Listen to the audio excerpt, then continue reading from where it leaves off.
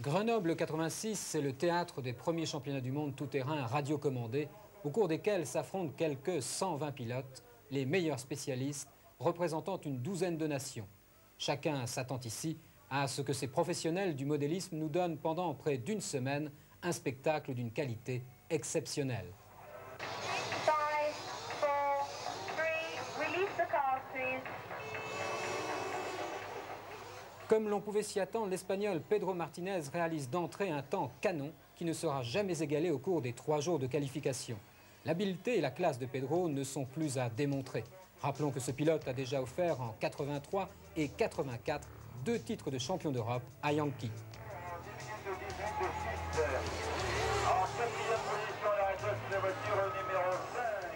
Les épreuves de qualification sont maintenant terminées et chez Yankee, seul Richard Collardel a pu se hisser à la 2e place derrière Martinez, accédant ainsi directement en finale.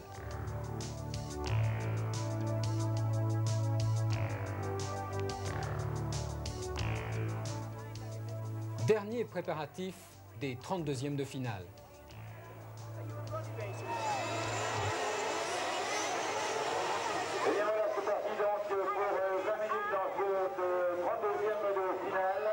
Le Yankee du japonais Suzumu Omura prend rapidement la tête. Autre pilote Yankee, le belge Werner Smolderen, qui vient de remporter ses 64e de finale, n'a pas l'intention d'en rester là. Pendant cette course, une violente sortie de route privera le japonais Omura, alors en tête, de toute qualification possible pour les 16e.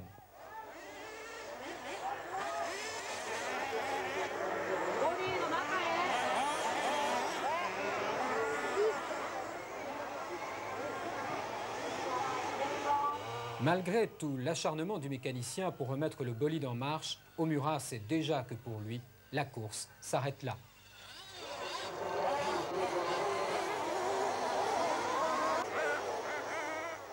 Smolderen, le Belge, en profite pour gagner ses 32e.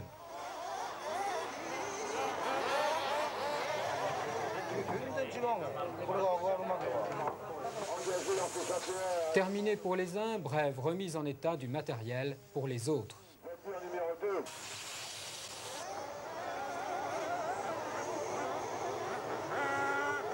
Un 8e de finale où l'on retrouve Jos Kosmans. Jos, qui court également sur Yankee, n'est plus un amateur puisqu'il a déjà à son actif plusieurs titres de champion de Belgique. Mais aujourd'hui, la chance l'abandonne. Pour lui, en effet, ces championnats du monde sont bien finis.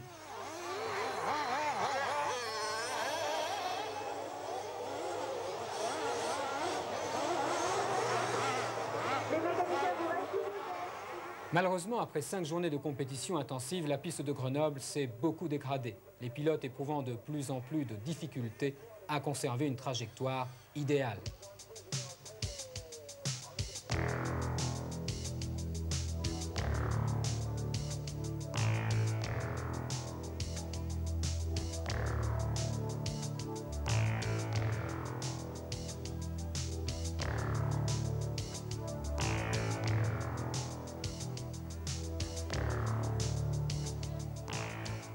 Et ce pilote italien, Fabrizio Innocenti, n'est pas prêt de nous démentir. Ce qui n'empêche pas Smolderen de tirer son épingle du jeu. En gagnant sa série, le Belge accède ainsi en quart de finale devant le Britannique Plested et l'Allemand Groschel.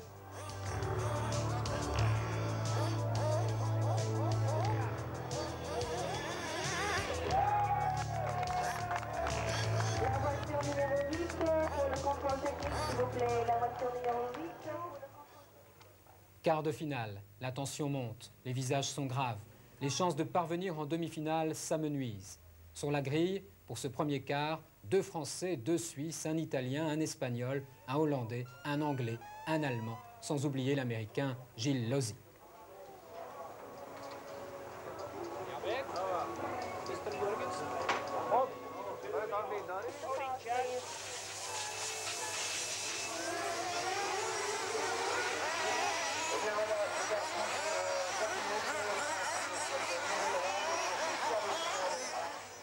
Cette voiture, c'est celle de Thierry Clerc, le vice-champion suisse 86, qui, grâce à sa 2e place, en s'intercalant entre l'Italien Ribaldi et le Suisse Ramela obtient là son billet pour les demi-finales.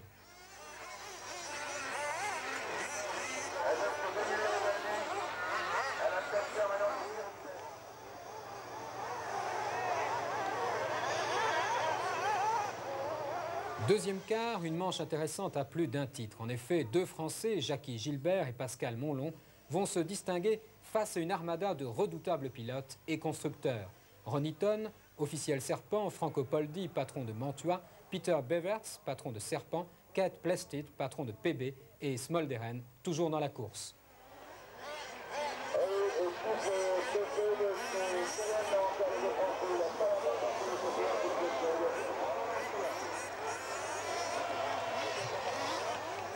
Et c'est devant un public enthousiaste que les deux Français terminent à la deuxième et troisième place, derrière le Hollandais Ronnie Ton.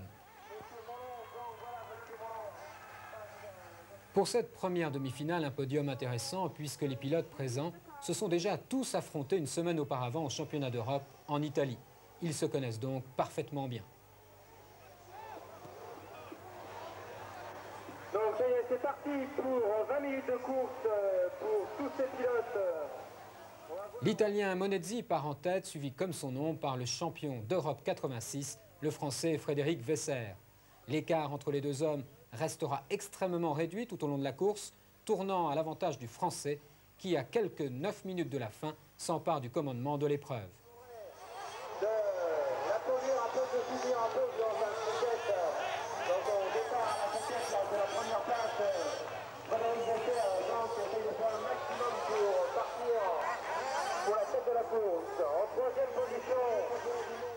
Derrière les deux hommes de tête, deux autres Français, Claude Lachat et Philippe Bohéry, se livrent un combat sans merci pour la troisième place. L'un des deux, effectivement, n'ira pas en finale.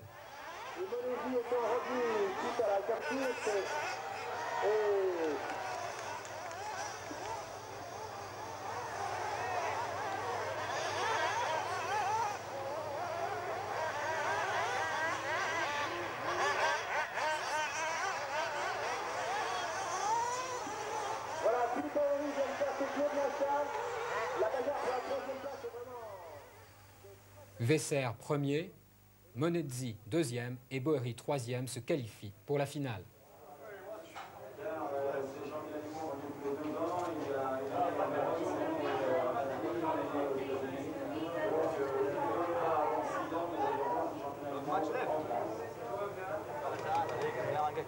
Questo qui è l'intervista Cipolla.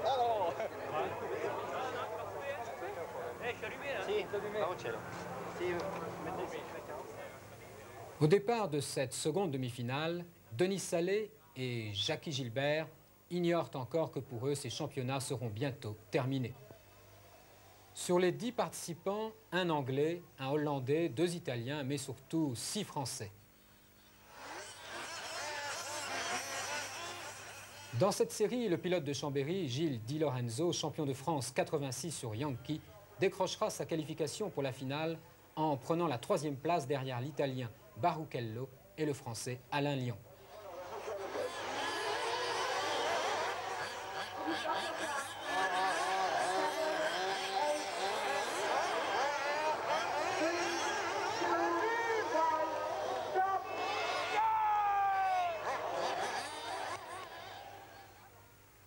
Grenoble, dimanche 13 juillet 86, 15h45, dernier préparatif avant cette finale des premiers championnats du monde tout-terrain radiocommandés. Gay, Di Lorenzo, Baruchello, Lyon, Monezzi, Vaisseur, Bohéry, Danière, Collardel et Martinez sont les 10 pilotes qui vont s'affronter dans cette ultime épreuve.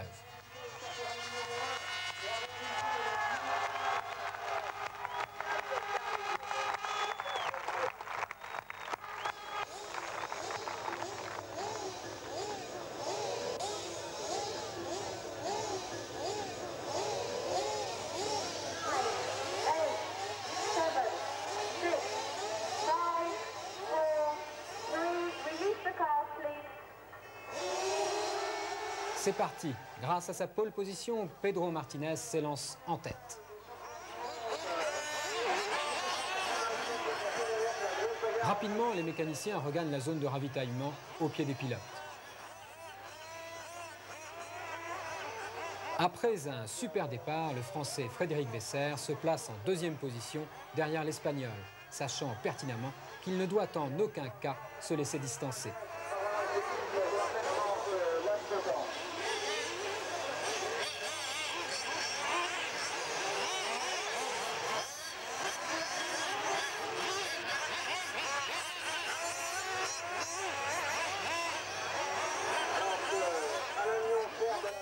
Quant à Richard Collardel, deuxième meilleur temps en qualification, il connaît rapidement des problèmes mécaniques.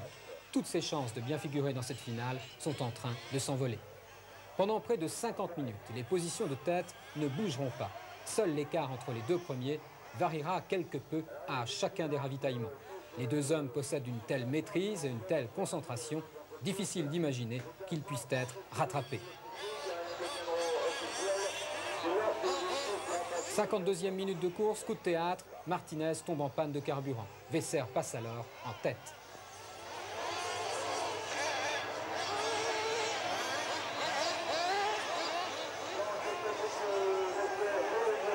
Le public exulte. Un Français est en tête du championnat du monde. Mais Pedro, l'Espagnol, ne s'avoue pas vaincu. Il fait le forcing, à tel point qu'à 1 minute 30 de la fin, Martinez repasse Vasseur.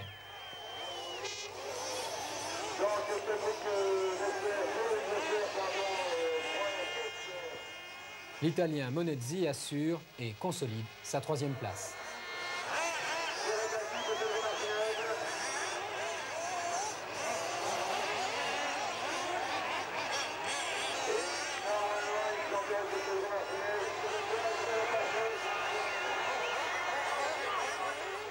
Mais dans une ultime attaque, et alors que les deux voitures sont côte à côte, Frédéric se propulse en tête et sort finalement vainqueur de cet infernal chassé-croisé.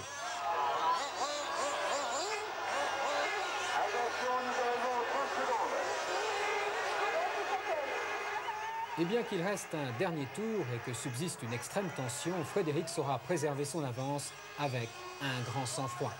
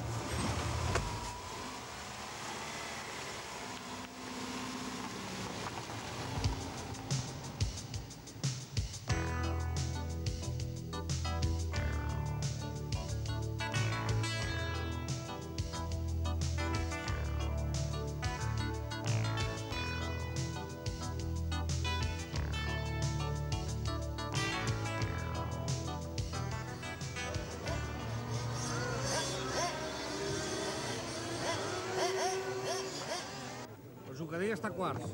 Està a quarts. Sí, a quarts. Juncadella, sí, el número 5. A Martín Gil, que estarà en semis, ¿no? Como 6, ¿eh? Como 6 vas a poner. Como 6, no como 9, si no estás copado, ella no te...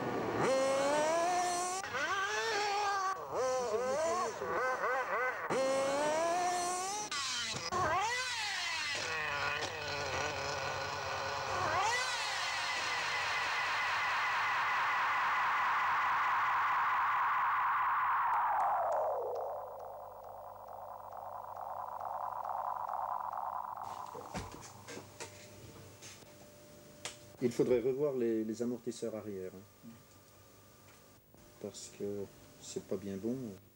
Alors il faudrait quand même revoir le réglage des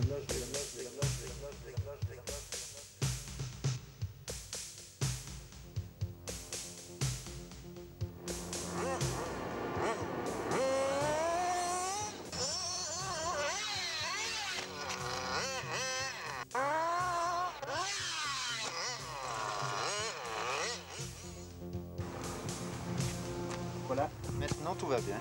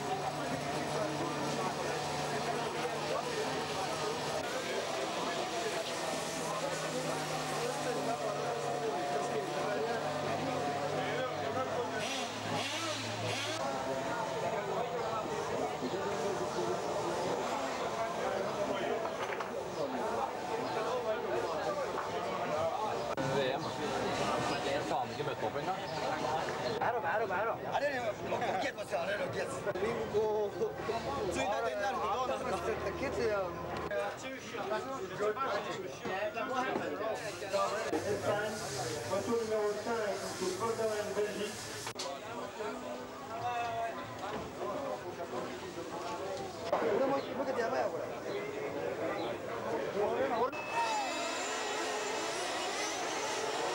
Et voilà, c'est parti donc pour 20 minutes dans ce 32e de finale.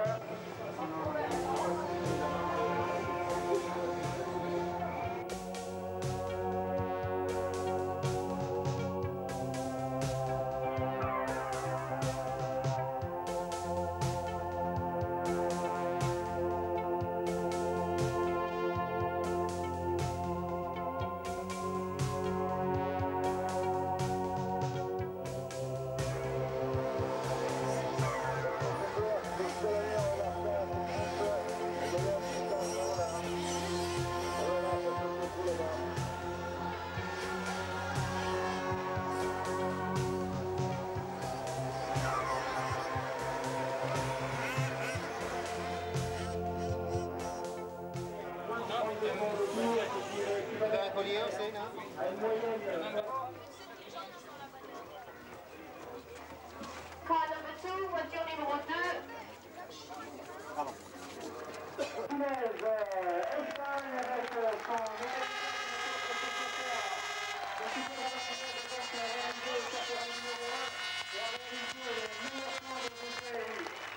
Pascal.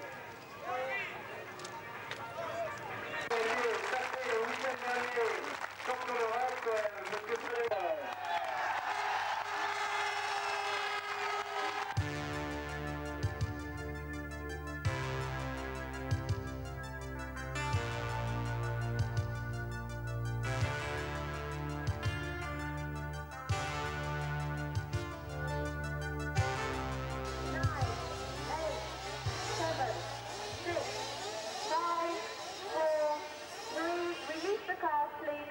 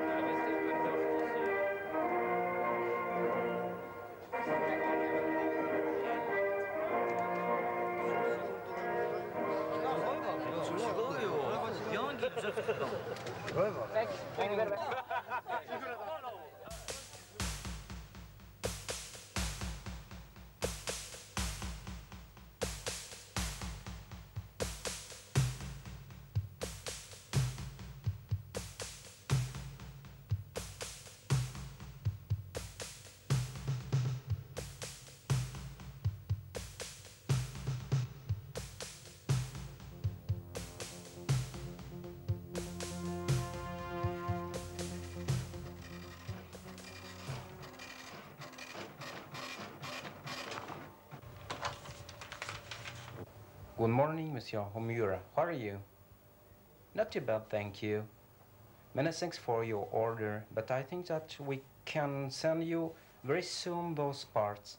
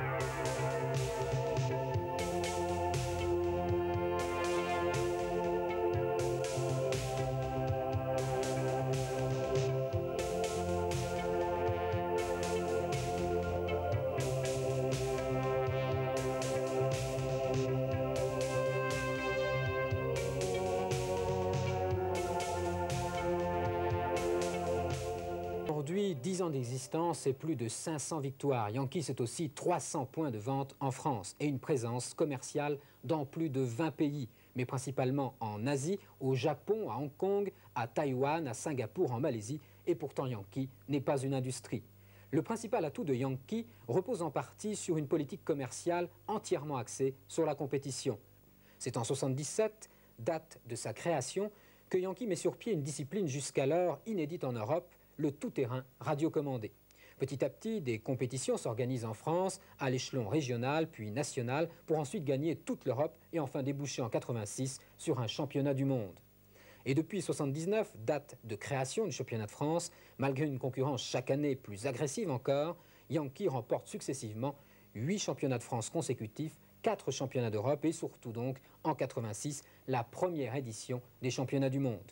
Il ne faut pas oublier non plus les victoires de Yankee aux 24 heures d'Avignon en 85 et 86 avec plus de 600 km parcourus sans aucune intervention mécanique. Aujourd'hui, pour rester à la pointe de la compétition, Yankee doit maintenir en permanence une équipe de 10 pilotes officiels sélectionnés parmi les meilleurs internationaux.